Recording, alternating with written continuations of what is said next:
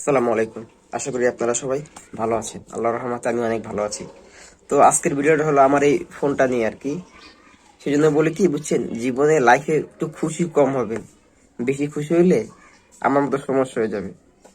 এই কথাটা কেন বললাম, কারণ আপনারা যারা আমার ভিডিও দেখেন তারা জানেন যে আমার বন্ধু রাজু, তার সাথে আমি আমার প্রায় সময় ভিডিও বানাই আর কি। তো গতকালকে রাতে আমি আর রাজু একসাথে আড্ডা দিতেছিলাম।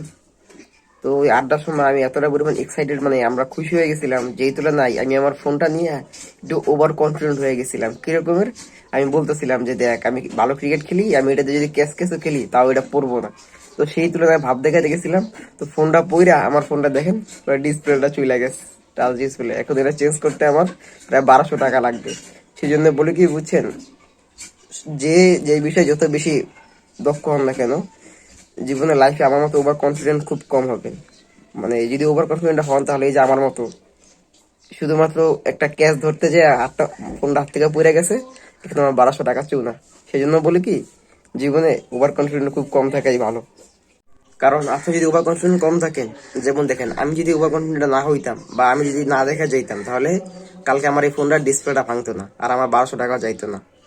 মানে কনফিডেন্ট ভালো বুঝছেন, আমি কনফিডেন্টের জন্য অনেক জায়গায় অনেক কিছু হয়েছে আর কি।